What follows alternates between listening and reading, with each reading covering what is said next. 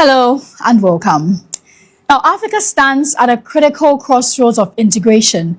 The African Continental Free Trade Area, the AfCFTA, promises to unlock vast markets while the growing hunger for industrial expansion demands bold investment, smart policies, and relentless entrepreneurship. Now, across the continent, the air is filled with grand visions, policy frameworks, and powerful speeches about transformation, raw potential into factories, innovating hubs, and creating jobs from industries. But the real question remains, are we moving beyond talk show rhetoric to real transformation, one that lifts economies and firmly places Africa on the global manufacturing map? Well, on today's show, we examine whether the infrastructure, skills, and financing are truly in place to convert Africa's resources into value-added products, and whether the ambition of the continent's youth can power a manufacturing revolution capable of compelling with global giants. Good evening and welcome to Bullet Business with me, Karen Antwi.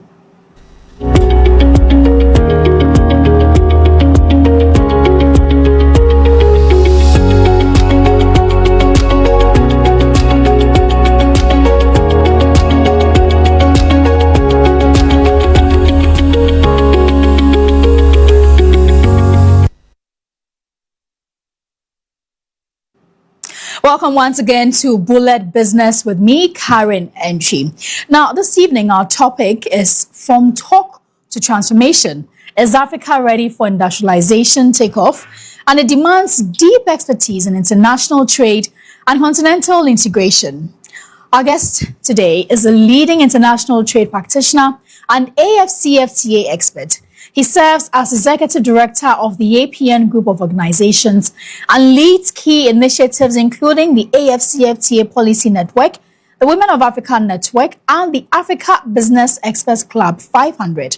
He's also a member of Ghana's Ministry of Trade and Industry Technical Working Group on the AfCFTA. In short, he's a man who wears many hats. Ladies and gentlemen, Louise Afful is our guest today. Thank you very much, Louise, for being our very first guest on Bullet Business, and it's good to have you in our studios. Thank you for having me. I appreciate that.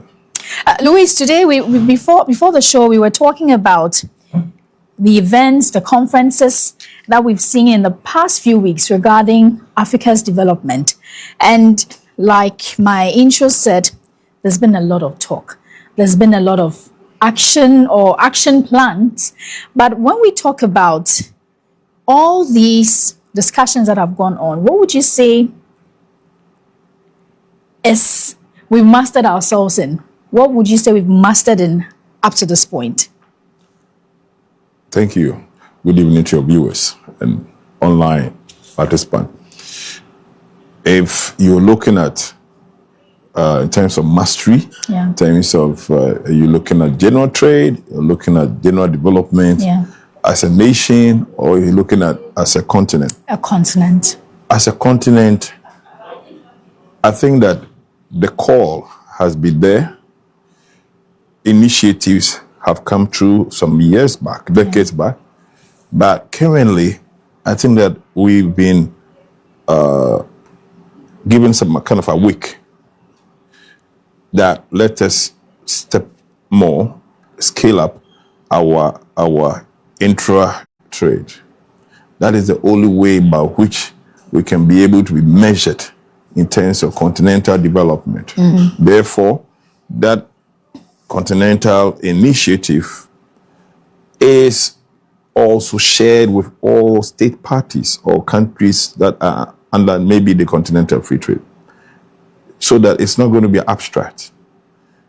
However, there is no kind of performance index necessarily that is to track how countries are faring under that economic treaty. Mind you, we are not only ending at the free trade, because that is one-sided measurement.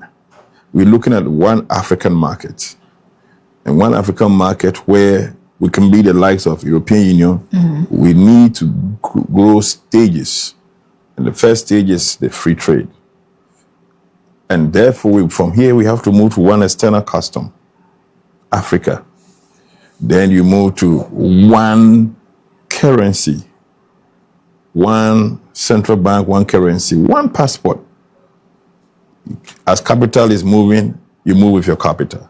When we reach that one market vision, it is at that point that we can say we have arrived home fully. However, at the free trade stage, there's still more we also need to do to know that we are performing in terms of development, because we are not just trading, we are trading to develop. Would you say Africa is stuck at this moment? Because you've mentioned quite a number of stages, and I stand to be corrected, but I don't see us moving within these stages. Are we stuck? It will be difficult to say we're stuck, but you could be correct when we look at the stats. One, Africa is under this continental free trade, which is the first stage.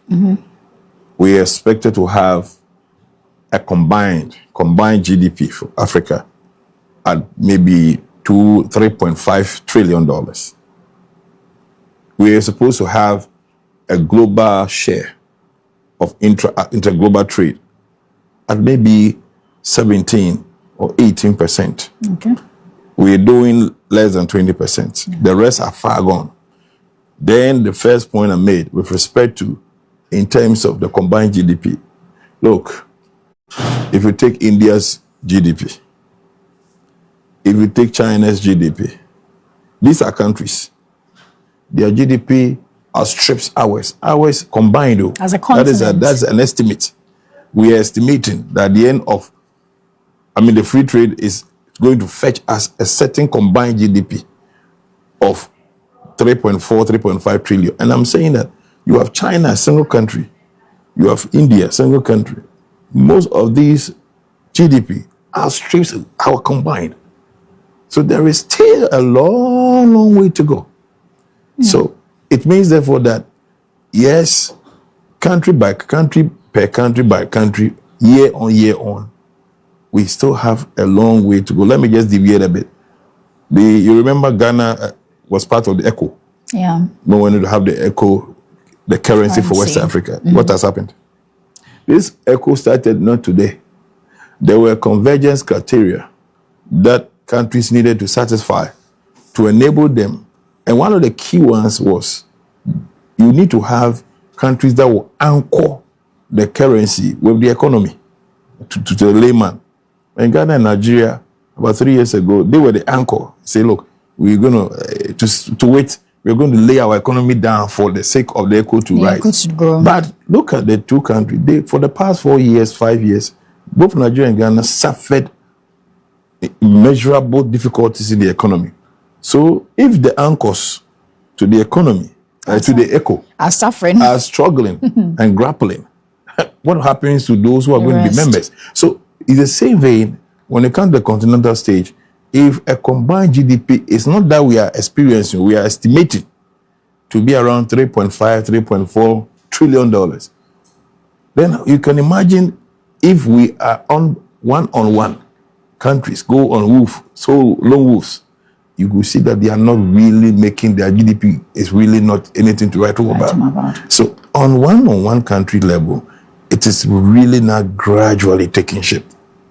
On the combined stage, it is also now taking shape through certain programs. I'm sure that we'll be discussing along the pathways. The last summit that was held last week, the Africa Trade Summit, almost all the speakers had one tune, and that was industrialization. And that also influenced our topic for today. Is Africa ready for industrialization? Are we ready to take off? You've had a very big question.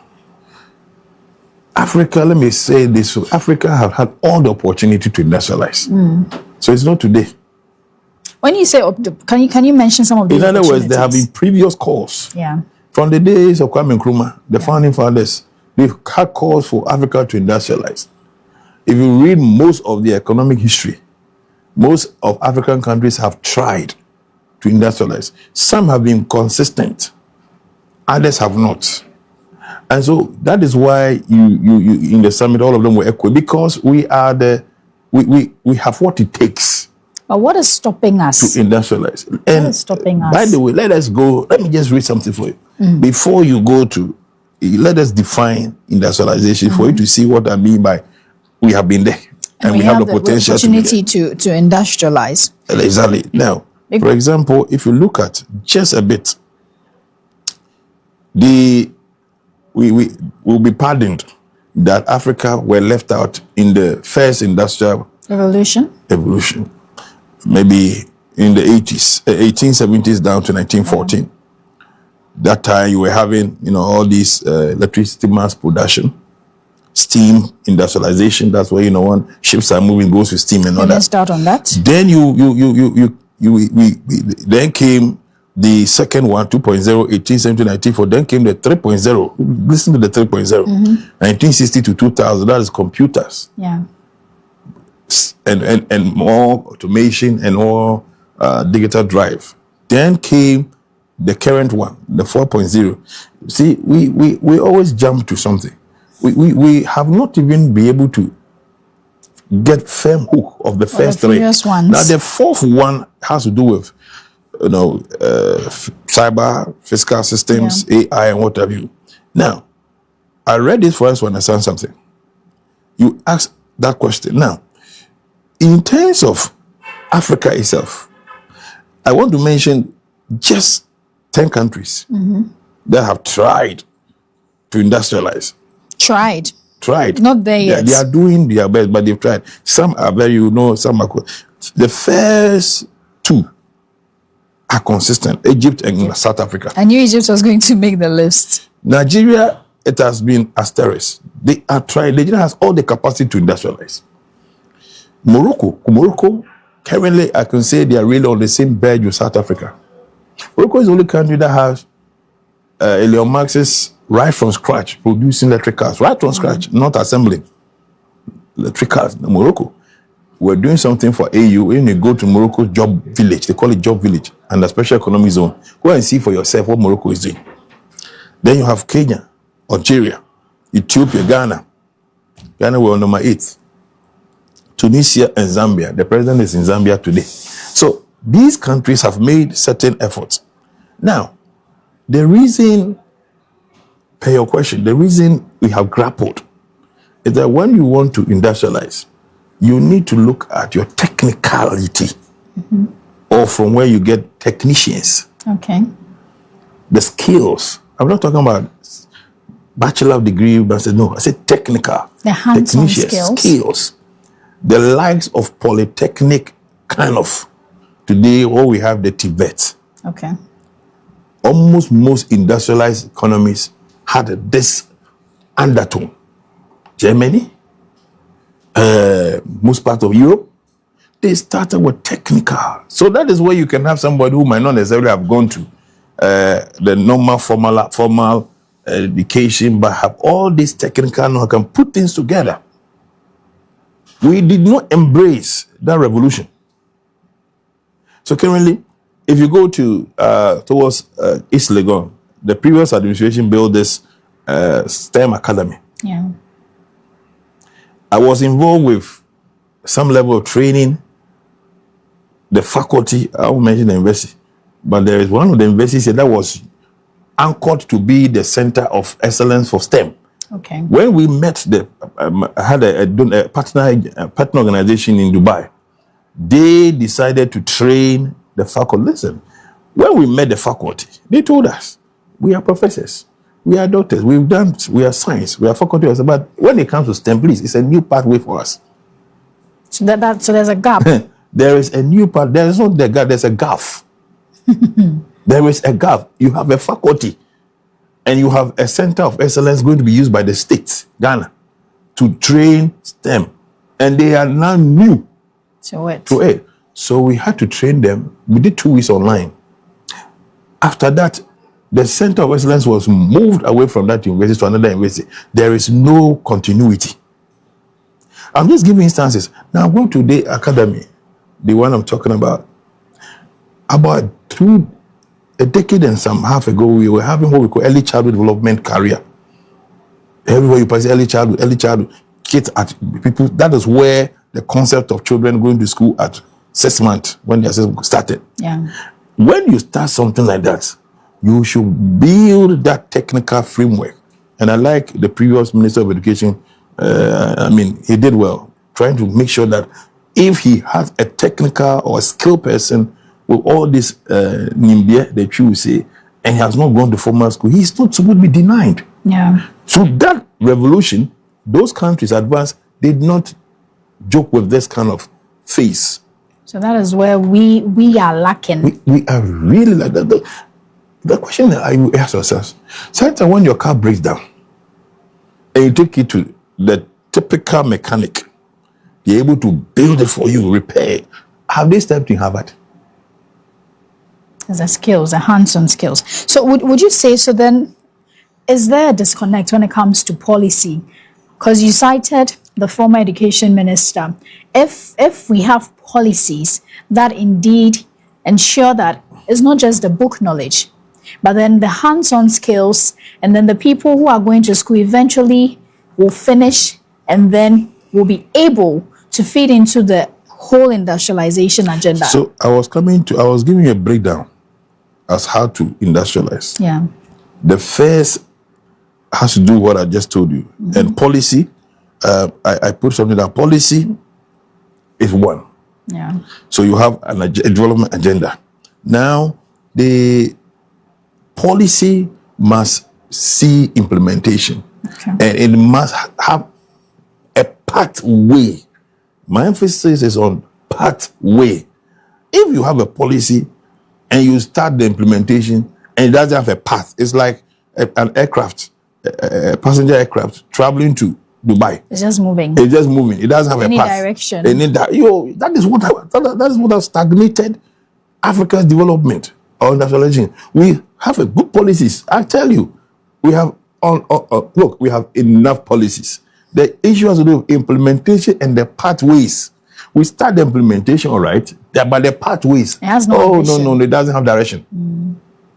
So today, I wanted to ask the previous education minister, now you've built the academy for this term. What is the pathway? Is it for all schools, private and formal government? Who can attend? How is it going to be tracked? Yeah. When you complete, what are you awarded with? Those are the pathways we talk about. We don't seem to have pathways when it comes to industrialization agenda. Now, the second phase, or one thing that we need to do, and that is what these countries that took advantage of. For example, infant industry protection. Mm-hmm. Great Britain took advantage of this. Infant industry protection. So what they did was that certain industrial base, domestic base, which is anchored with domestic resources, they gave attention to it, to grow it. So you see, now you have the skills, the technical people. Now you protect your infant industry. What happens? The technical people now feed the skills to this domestic industry for it to grow. Example, India, after they pushed the British away, India refused to accept any foreign textile or garment. So they decided to ban importation of cotton. Today, when you see the apparel of an Indian, you know this is an Indian. Yeah. And that industry has grown. Today, when they ask for the price of an Indian that apparel, I don't know the name they give, it's expensive. Mm. Why? So the skills, the policy pathway implementation, and then the protected growing industries. Today, here, why do you import toothpick? Mm. So if you have the same process I'm making, and you have bamboos, go to Asim. So many there. And bamboo grows in the world, grows and grows and grows. I have a Chinese guy, I would say he's a Ghanaian because he was born here over 30 years. He has been doing a lot of value addition from bamboo. So you see, if, for example, we are targeting we are doing away with importation of toothpick, there are a lot of things that come out of bamboo. I'm just giving one. Yeah. Then policy implementation will say, okay, then let us look at the appropriate technology. No, we'll need. We did a course like that many years ago, appropriate technology. It's not the technology that in itself per se, but it's so appropriate to mitigate the issue for solution at that time. So you say, okay, furniture. Why do we have to import so much very expensive red wood made furniture when we have the same red wood here and other things? Okay, why don't we look at the value? What are the technical skills we have so far? Let's protect that industry. Kwame Nkrumah, the late, our first president, invited one of the Nobel laureates economics many years ago, the 70s, called Sir Arthur Lewis. Mm-hmm. And he advised the late Nkrumah on a policy called the policy of indigenization. Indigenization. It is from that stems where we say we don't allow foreigners to venture our retail and all those things. Do you know what the intention of Kwame Nkrumah was? And that was the reality we saw in the. He says, focus on your domestic strength, build factories, let them spread so that they can rely on the domestic resources you have. With the little available technical skills you have, you can still push it. At the time that Akusumo was built and all those, where was AI there? No. Who were the technical people at that time? We had little, but we used them. And look at the factories, the things the ambitious plans he did. Most of them survive to today. So the second stage of, if you want to industrialize, is protect your infant industries with skills, with technicals. Let the technical feed the domestic industry. If you kill the domestic, then what do you have comparative advantage of? Imagine what you have currently. We have a very strong cocoa, a very quality cocoa beans, isn't it? Today, you and I interview ourselves. Good cocoa quality beans. We are Cote d'Ivoire. My dear, we are the largest producers, cocoa, Ghana and Togo, Cote d'Ivoire. There's this saying still, when it comes to good chocolates, it comes from outside, not from especially Ghana. Netherlands. Netherlands is the highest revenue earner when it comes to chocolate sales. But where is the cocoa beans coming from? From Africa. You? What? Me? When the last time you ate golden chocolate? Golden tree? You will go to the supermarket or you will see golden chocolate. You will abandon it. You won't go and buy the other ones. Oh no, I take golden. I'm just giving. But then the average, yes. Then, if you move to that stage of protection, it's not protection, it's protecting domestic industries. Because if you don't do that, you recall, along the line, the previous administration, they had this Friday wear. If you study the trend well, it was after that Friday wear, a lot of made in Ghana or made in Africa wear became very patronized. Yeah. Before then, it was even an error to wear kaftan. To work and to places. That is the bit of where you protect domestic industry. A critical example is rubber. There are some countries they banned the export of cotton. We had bonsa ties. You know bonsa ties? Mm-hmm. Go towards Takwa. We had also glass. Where are they? So I'm just that these are domestic factories or industrialization pathways. If we need to sustain, protect your domestic industry, that is very, very important. The third thing, because it has been a cry for Africa for a very long time. The third area is what we have, what I call liberalization. Liberalization, if you want to industrialize. And that takes us back to ASCFT. Mm-hmm. When you liberalize, you reduce import duties, or what we call tariffs, for people to buy. So look at the linkage. One, you have the technical skills people, or who have acquired skills. The hands-on skills. And so now, say they've acquired the skills, because now with the advent of digital AI, what have you, the second is you are protecting and growing. I don't use the word protect, but growing your domestic industries because they have the resources here. And in that process, you encourage people to patronize made in Ghana, made in Africa products. Yeah. The third stage is now that you are producing, your domestic industry is producing, you move to this very important stage called the liberalization stage. And that is why Africa looked at this. So let us now do the free trade. Why? The purpose of the free trade is to liberalize products. To liberalize products for it to be a bit less expensive for you to purchase. So because I've been able to produce enough and I'll be able to ship, export it for you to buy. If you don't do that stage, and rather maybe you rather become an import economy, where almost 80% of your economy is on import. What it means is that you will be at the importing end. Under the ESCFT currently, the data I'm telling you, under the ESCFT currently, the ESCFT is both export and import driven. Yeah. But most of the time, we always focus on the export. You know the danger.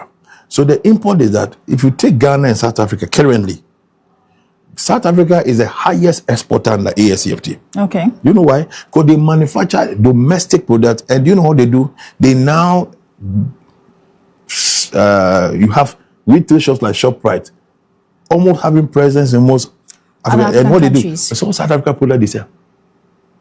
We are net exporters when it comes to negative. When it comes to we in South Africa, we import a lot. They export under ESF. So even, even under intra-trade, Ghana still imports more. Under intra-trade, South Africa exports more.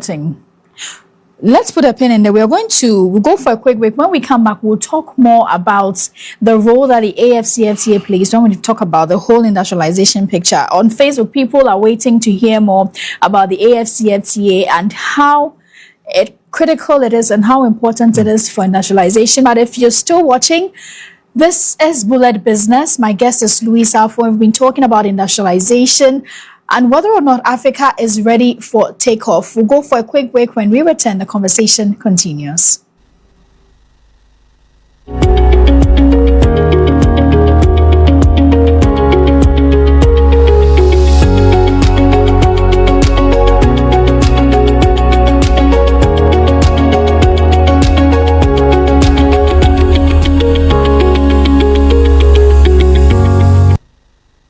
At Entrance University of Health Sciences, we are shaping the future of medicine and dentistry in Ghana and beyond. Our world-class medical school equips future doctors with cutting-edge knowledge, advanced simulation labs, and hands-on clinical practice, preparing them to lead with confidence and compassion. In our dental school, students master modern dental technology and patient care in state-of-the-art facilities, learning to create healthy smiles that transform lives. With expert faculty, global research opportunities, and a commitment to excellence, Entrance University produces healthcare leaders ready to serve their communities and the world. I chose Entrance University. You should too. Entrance University of Health Sciences, where passion meets precision and tomorrow's doctors and dentists are made today. Enroll now and enjoy scholarship discounts on your school fees. The show oba any unkonkron dim. The groom is sick. What? Malaria. Malaria.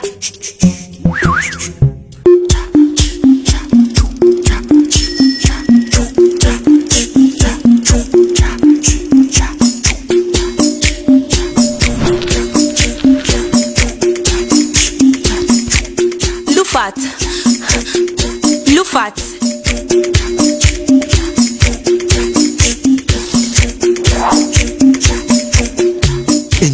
Woman malaria and come to them. Lufat, a malaria drop a cope. And now you may kiss Entrance Pharmaceuticals and Research Center. And I Lufat. Lufat, a 2 malaria symptom. Test for malaria before treatment. This advert is FDA approved. And you Kewanum na fufosika and top lot. Mini onya ska didi na uwa ufumu ayedu. Na emom udidi no e ma real free sababo oja pade ho ban. O cars, what dine, o factory machines. Ade bia osika pudu ohyem de. My priority insurance for ensure no mo fama ho. And say ye 32 branches. all over the country. So go compared to wale gatanga kumase and crying. Asamanka say don't go krum techimai why aflao sehi takwa ampo sababi awono branch ni biniwa phone no na ko app store na download Priority Insurance app no dwumadie bia episode bia obetimi ade didi ebedidi na so bebo eje pade ho ban we akoko hips. Call us on 0553019060 or visit our website on priorityinsuranceghana.net. Priority Insurance. We are on your side. Oh yeah. Come on, bro. Plumber!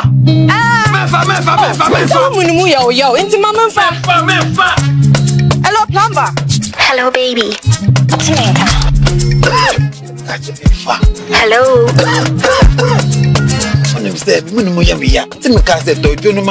Oh, a drone. Oni. Strobin. Strobin has essential oils to relieve you from that sore and discomforting throat. Soothe that throat and speak soundly with Strobin lozenges. Kase. Hello. Plumber. Plumber. Me fall back why? Why any plumber? Somje. Apostle Masio. Strobin, clear your throat. This advert is FDA approved. This product is marketed and distributed by Tobinco Pharmaceuticals Limited. Admission.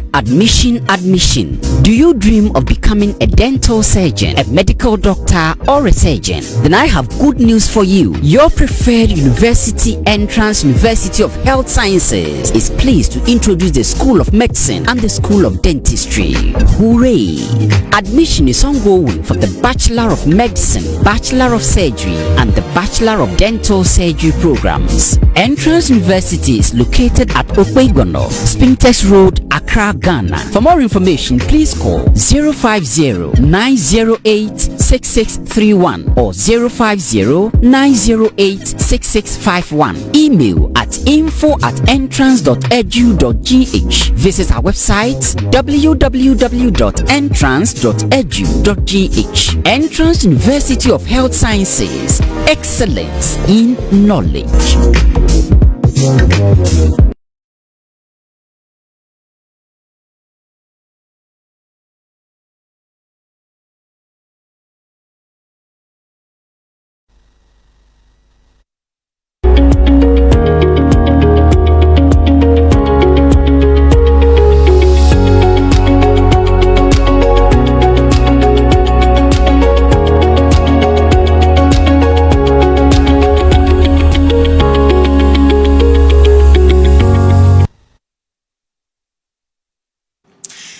Welcome back from the break. If you're just joining us, this is Bullet Business, and my guest is Mr.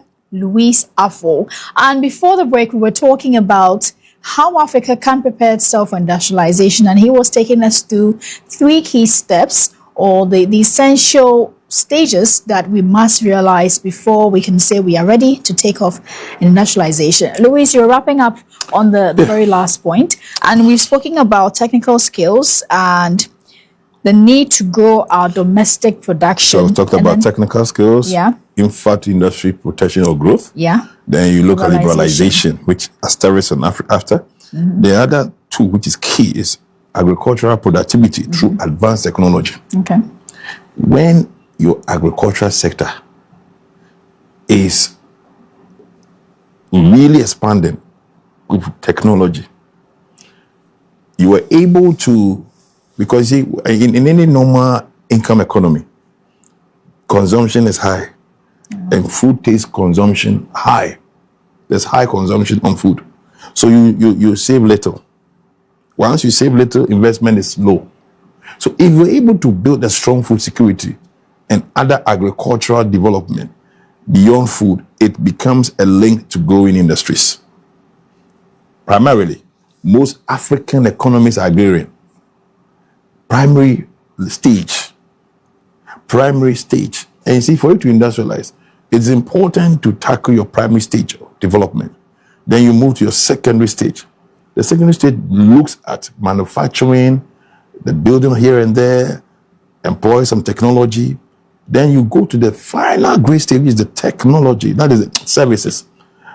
Unfortunately, what I'm seeing in most African economies is that there has been a second kind of mushroom service sector. When I say mushroom service, you could see that there's so much service we are doing, so you think we are developed, and there's no. And we are not there yet. I keep saying that, for example, if you have digital services, you don't have to go to airport physically to purchase tickets. You can do e-ticket, that's fine. Buy the aeroplane, will you have e? Somebody manufactured it. So you see, when you have enough food to eat, you save a lot because your expenditure on food becomes reduced, and you save to invest. So there's a circle, there's an investment income in the economy moving to invest. That's when government or institutions will go and borrow from the bank to build some infrastructure. But the money is not there. So agricultural productivity through technology is very key. The last one, which is very, very important, is accelerated infrastructure development. You cannot say you want to industrialize without an accelerated infrastructure. And you realize the conferences, infrastructure finance was key. And we are not talking about just any infrastructure, trade-related infrastructure. Now, if you come to the ASCFTA, we have something called the BIAT, B-I-A-T, called Boosting Intra-African Trade. Those are the clusters, or somebody will say those are the cardinals that countries are expected to use to see whether they are performing well under the ASCFTA. One, what are the clusters? There are about 7. The first one is trade policy. What kind of trade policy are you having under the ASCFTA? The fact that it's an agreement treaty does not mean you don't have to have a trade policy. So, for example, the trade policy like the one NPP had, 1D1F, was a fantastic one, only suffered implementation. I personally wrote to the minister that you shouldn't have cancelled the 1D1F. It's fantastic. The trade for economy is a great trade issue, great trade policy. It can help us if it's really done well. The 24-hour economy, the push, the export development, and the ASC. So these are all good policies. Then you look at also we had the free zones. Now Ghana is moving to special economic zones. And the special economic zones is far better because the special economic zones are a bit better than the free zones. That one, you give an opportunity to you can export 100% and even have certain tax exemptions. These are what we call trade policies and more. Then you add that ASCFTA, you should have what we call trade information. We've not done well when it comes to trade information at the ASCFTA. A lot of people don't know. It's not just knowing, having a real positioning of what the treaty is. There's enough work to be done, a lot of work to be done on trade information. Trade information here, how do we carry the treaty, the agreement, to people to understand that it is goods and services. What kind of services? So that I will know whether I'm within the ASCFTA. I remember when agreement started around 2019, you meet bankers, they say, we don't know how to be part of ASCFTA. I say, you are part of ASCFTA. That's a point, because when people hear AFCFTA, they're wondering, so what does it mean? Exactly. Does it mean that if I have a business in Ghana, what are the benefits? And so that's a question. How do we position ourselves to benefit or make the best out of the AFCFTA? So quickly, so the trade information, then there's what we call trade-related infrastructure. And the ASCFTA, you are supposed to build infrastructure that will accelerate ASCFTA implementation in your country. Now, then you move to what we call a very key one, trade finance. How are you financing your export? Egypt spent close to about 20 billion for ASCFTA. Dollars? Yes. The main business. Algeria, Morocco. What about Ghana? Ghana's funding of ASCFTA has dropped.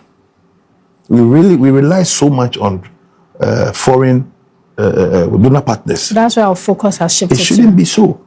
Then, from trade finance, you go to what we call market segmentation. And the ASCFTA, what kind of market, what market accessibility, intelligence are you creating? For example, you meet a lot of micro exporters or value addition exporters. They say they don't know where their product is going. They don't know which country even wants their product. It is like doing market business in the dark. If you produce this and you don't know which country and the ASCFTA wants your product, what are you producing? And again, you have that informed opinion to know where your product is going before you even take up that challenge. For example, as we sit here, the countries like, if you take countries like, we say, Egypt. We did a guided trade initiative. They took our ceramics. Rwanda brought their coffees. So under market intelligence, you look at the comparative advantage you have, and then you trade. For example, Ghana and Cote d'Ivoire cannot be trading cocoa, because we all have comparative advantage. Yeah. Rather, we can do value addition. Then Kenya brought Exide batteries. So the market intelligence also is inbuilt in something we call the e-tariff. And the ASCFT have what we call the e-tariff website. The e-tariff is where countries have posted or uploaded the tariff regimes of the product that you would like to bring. That can even guide you.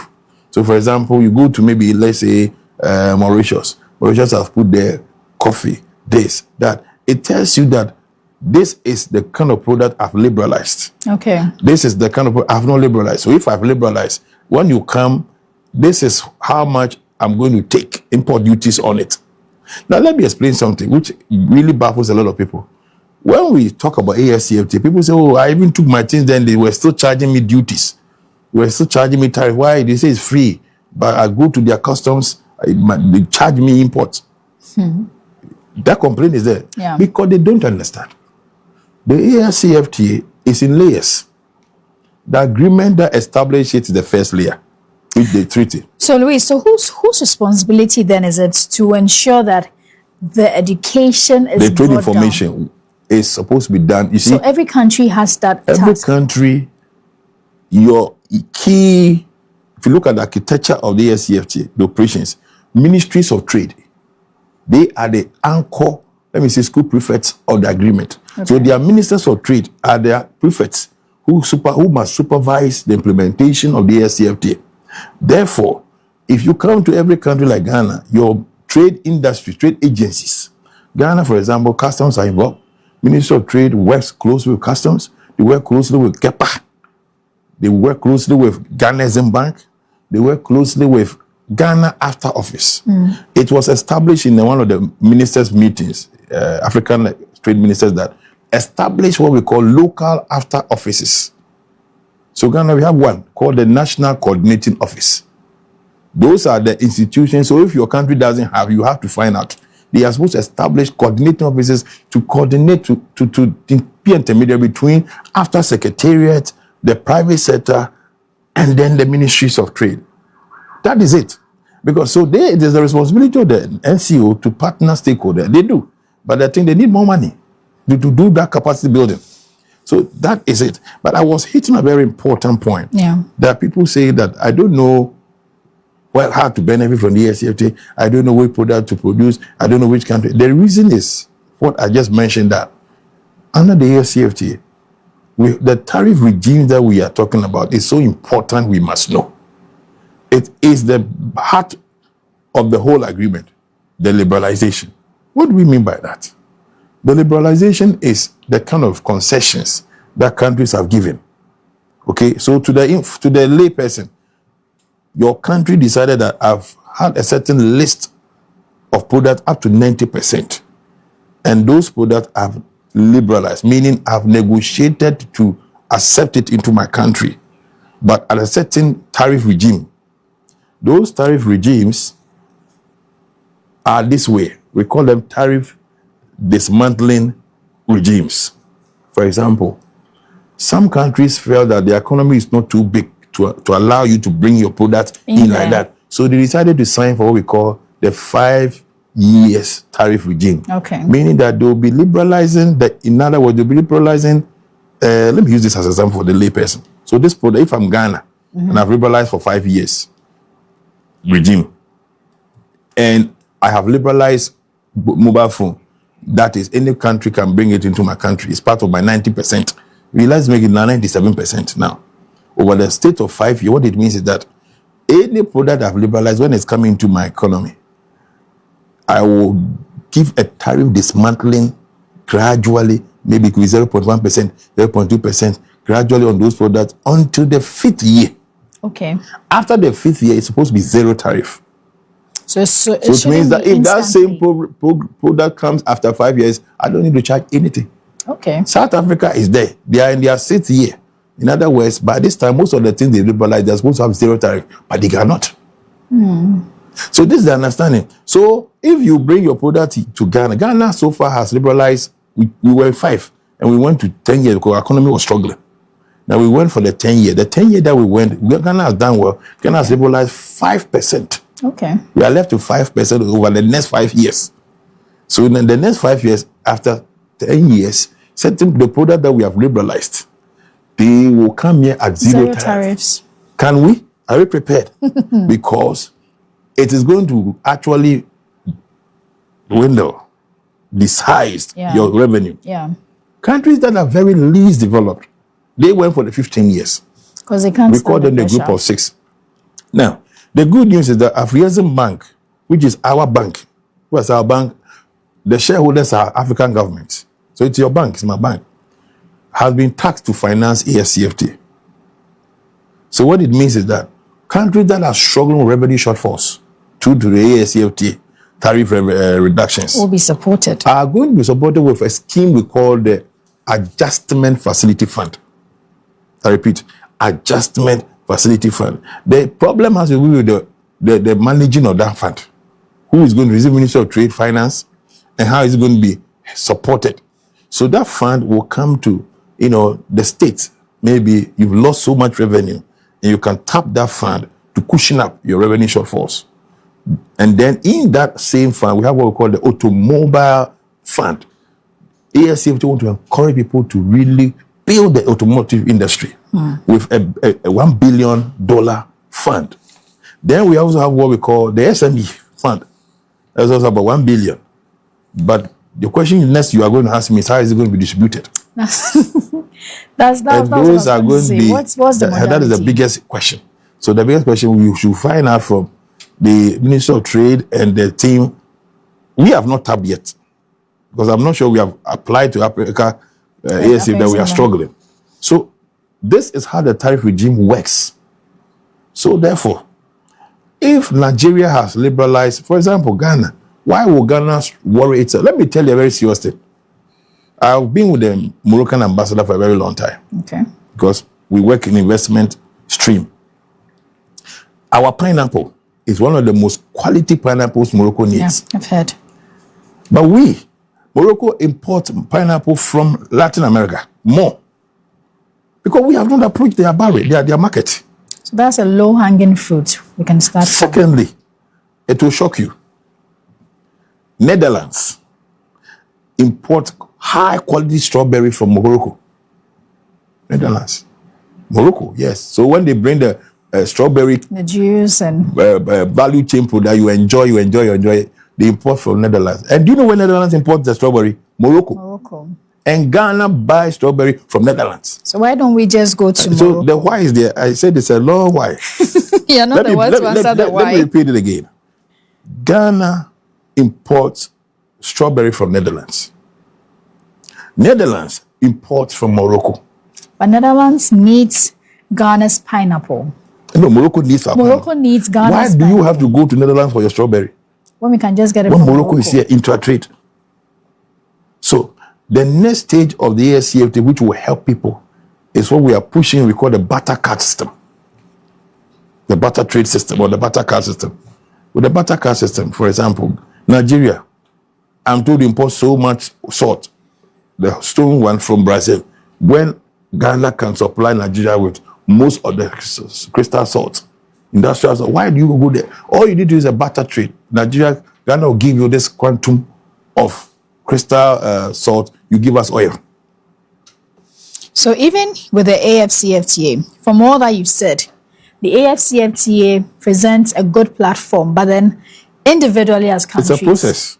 It's a process, but then we are not taking full advantage of it. So the word full advantage is what I started by explaining to you. That BIAT, you should do monitoring evaluation on your BIAT, boosting to Africa to the clusters. When you take trade finance, how far have you go? For example, under trade finance, Ghana Exim Bank is mandated to promote exports. So once in a while in a year, they have a certain portfolio, sectors they would like to really boost, and they are doing well. GEPA, same. They have, if you look at the NED, National Export Development Agenda, GEPA did so well. They have expanded non-traditional exports. So, and that is under trade, what they call it, trade policy. Yeah. Now you come to trade finance, so that is under trade finance. So those are the areas that you can use to see whether I'm doing well or I'm not doing well. Then you improve. If you take trade-related infrastructure, which is now the essence, the cocoa now, we have an annual conference in South Africa we call the Infrastructure Conference. Okay. Now, infrastructure, let's take the new Abidjan-Lagos-Accra corridor, which is like 6-lane tunnel, still to be built. If that infrastructure is done, my dear, the same way. It will be a game changer for us. I was going to tell you, I mentioned in the solution, you need infrastructure, rail network. Kwame Nkrumah version of what I know, why he built, first Spinters, on the old plan, Spinters, Akumono, were not supposed to be settlements. They were supposed to be warehouses for the products that will be coming from the industrial city. And so his mindset or his plan was to have a wider rail network that will carry cargoes.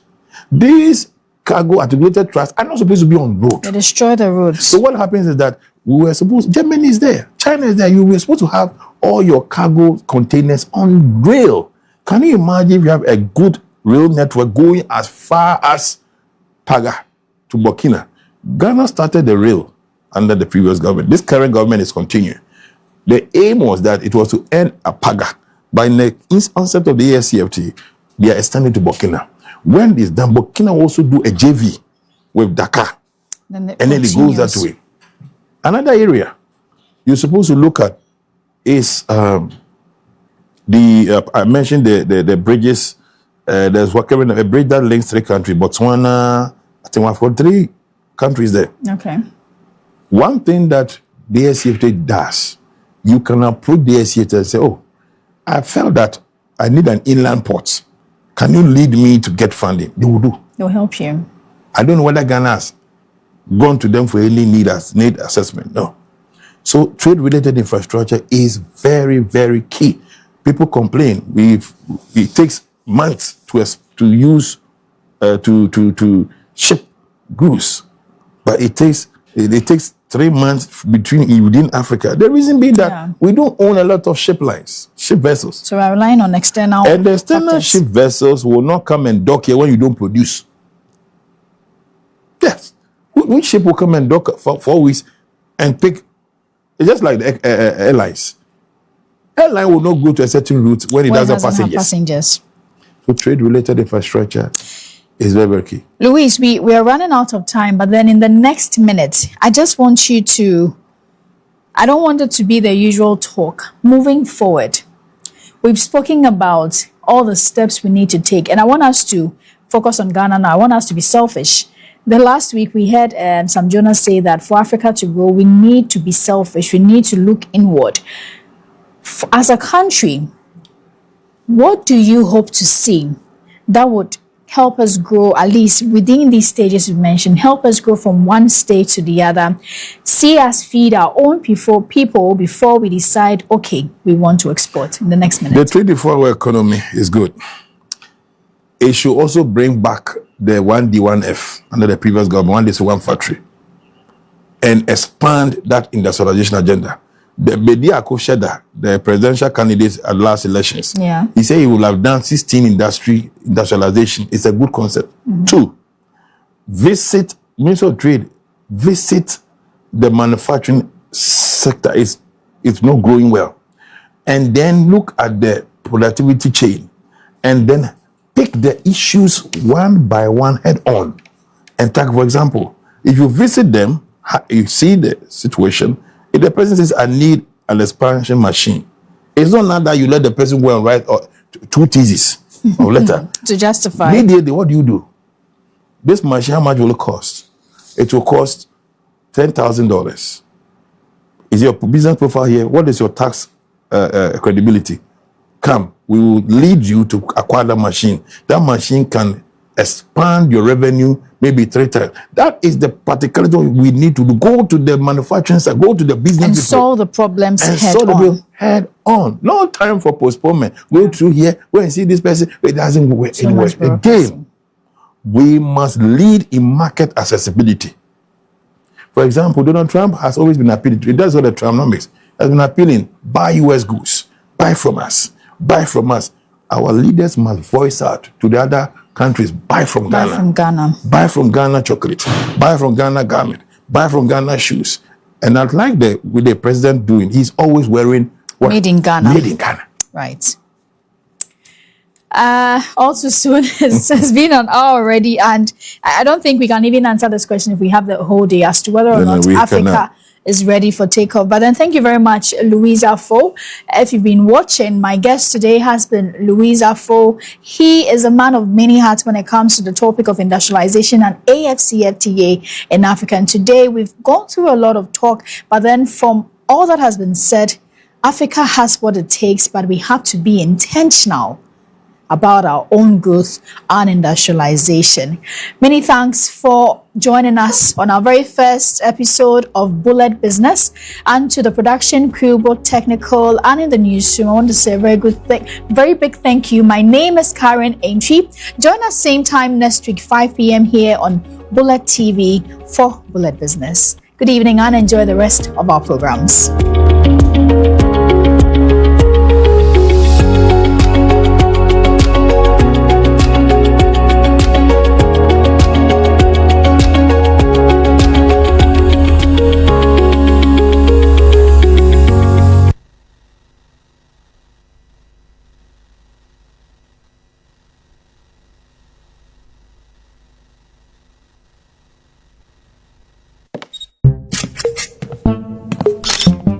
The show,